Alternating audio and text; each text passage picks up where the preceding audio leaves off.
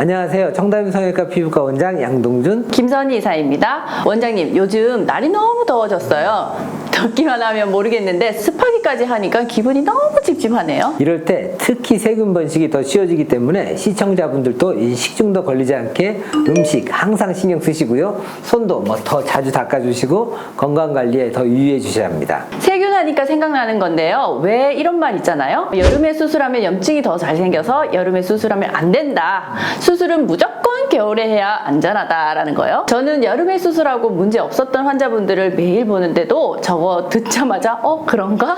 일리 있는 것 같기도 하고 하면서 약간 헷갈리더라고요. 이제 그렇게 생각하시는 분도 많아요. 겨울보다 여름철이 땀도 많이 나고 또 습하기 때문에 상처 관리에 더 신경 써주셔야 하는 것은 맞습니다. 하지만 여름철 날씨나 환경으로 인해서 수술 부위에 염증이 더 많이 생기고 그게 부작용까지 이어진다는 것은 편견이에요. 정말요? 그럼 오늘 영상으로 이 편견에 대해서 자세하게 설명해 주세요, 원장님. 네, 좋습니다. 바로 시작할까요? 나이스인데요.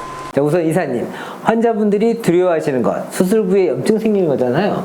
그 염증이 커지고 커져서 결국 부작용으로 이어지니까 걱정들 하시는데, 그러면 이 수술 부위에 염증이 생기는 이유는 무엇인지 혹시 아시나요? 수술 부위에 세균이 들어가서 아닌가요? 네, 맞습니다. 염증 이유는 아주 다양하지만 가장 대표적인 것은 세균 감염물이라는 생성이죠. 그런데 사실 세균이 수술 부위 안으로 침투할 수 있는 순간은 수술 전과 수술하고 있을 때밖에 없다는 것도 아시나요? 그러면 봉합이 끝나고 집에 가서 염증이 생길 가능성이 없겠네요? 그렇죠. 이 세균이 수술 부위에 침투할 수 있는 순간은 수술 부위가 열려져 있을 때 뿐이거든요. 봉합을 마친 후에는 그 상처를 막 이렇게 헤집어서 다시 열어놓지 않는 이상은 세균이 침투하는 것은 거의 불가능에 가깝고요. 우리 청담회뿐만 아니라 거의 모든 병원에서는 감염을 막기 위한 노력을 하고 있습니다. 수술방이 무균 상태로 유지되고 또 수술장 안의 모든 기구들은 일회용 또 멸균 제품을 이용하거나 또 멸균 소독을 완벽하게 진행하는 이유가 바로 여기 있는 겁니다. 수술 전 이 피부에 상재해 있는 세균이 수술부 안으로 들어가는 것을 막기 위해서 수술부는 완전히 소독하고요. 또 수술 부위가 아닌 부위들은 멸균한 면포를 덮어서 무균 상태를 유지합니다. 그리고 혹시나 이 수술 중에 세균 감염을 방지하기 위해서 이 감염을 일으키는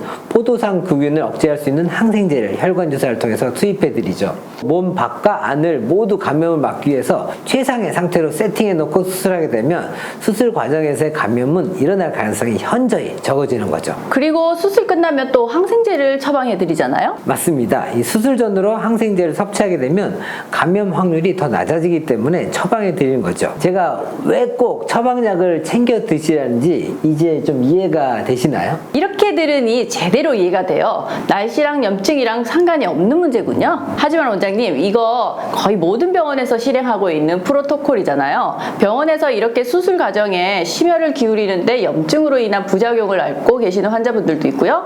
그럼 이분들은 어떻게 감염이 일어나신 거예요? 제가 아까 염증의 이유는 아주 다양하다고 말씀드렸잖아요. 앞서 말씀드린 것은 염증을 막기 위해서 병원에서 할 수 있는 모든 것이지만 사실 병원의 노력뿐만 아니라 이 환자분들의 협조가 있어야지만 완벽한 감염 방지를 할 수 있어요. 예를 들어서 환자분 개인의 면역력이 낮아진 경우에는 수술 부위 감염을 높이는 위험 요인이 될 수 있습니다. 그래서 우리가 상담 전에 환자분들께 이렇게 문진표 작성을 요청드리잖아요. 앓고 있는 병이 있는지 또 복용하는 약이 있는지 등을 파악하는데 이는 모두 환자분의 특성을 파악하고 감염에 대한 방지를 하기 위한 단계입니다.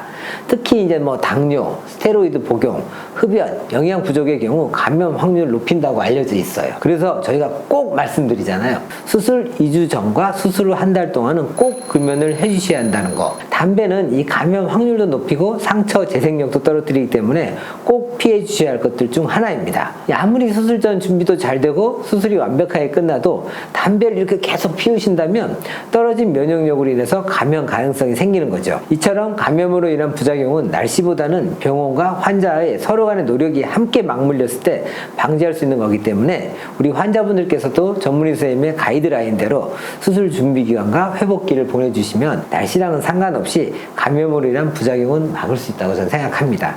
네, 오늘은 여름철 수술 부작용에 대한 편견에 대해 말씀드렸습니다. 지금까지 청담 성형외과 피부과 원장 양동준, 김선희 이사였습니다. 이 영상이 도움이 되셨다면 좋아요, 구독 꾹 눌러주세요.